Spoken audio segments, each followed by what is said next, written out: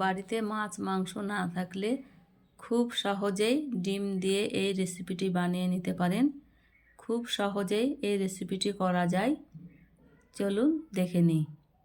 গ্যাসে fry pan চাপিয়ে জল বসিয়ে দিয়েছি, হালকা গরম হয়ে এসেছে। 4টে ডিম ভেঙে দিয়ে দিলাম আলতোভাবে। এইভাবে ঢেকে রেখে দেব 3 মিনিট। 3 মিনিট পর ফিরে এলাম।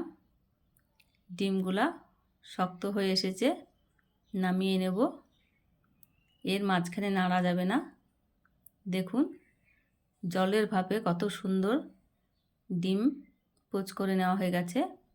ফ্রাই প্যানে তেল দিয়ে পেঁয়াজ কুচি দিয়ে দিলাম, 1টি টমেটো 4 কুচি করে দিয়ে দিলাম, 2টো লঙ্কা দিয়ে দিলাম।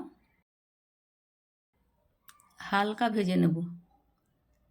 ভিডিওটি ভালো লেগে থাকলে বন্ধুদের সঙ্গে শেয়ার করে দেবেন। হালকা ভেজে নেওয়ার পর ব্লেন্ডারে দিয়ে দিলাম, পেস্ট করে নেব। ফ্রাই প্যানে আবারও 1টা এলাচ ও দারচিনি দিয়ে দিলাম। তেলের সঙ্গে কাঁচা জিরা দিয়ে দিলাম। হালকা নেড়ে নেব কাঁচা গন্ধটা কাটানোর জন্য। বেটে রাখা মশলাটা দিয়ে দেব। মিহি করে পেস্ট করে নিয়েছি। মশলাটা তেলের সঙ্গে ভালোভাবে কষিয়ে নেব। 2 মিনিট ভালোভাবে কষিয়ে নিয়েছি। স্বাদমতো লবণ, হলুদ গুঁড়ো, লঙ্কার গুঁড়ো, জিরের গুঁড়ো দিয়ে আবারও মশলাটাকে কষিয়ে নেব ভালোভাবে কষানো হয়ে গেছে।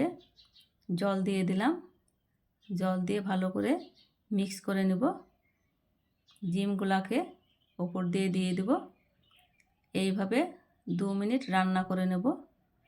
ওপর দিয়ে পোস্ত বেটে রেখেছিলাম দিয়ে দেব। 2 মিনিট পর ফিরে এলাম। দেখুন রান্নাটা আমার হয়ে এসেছে।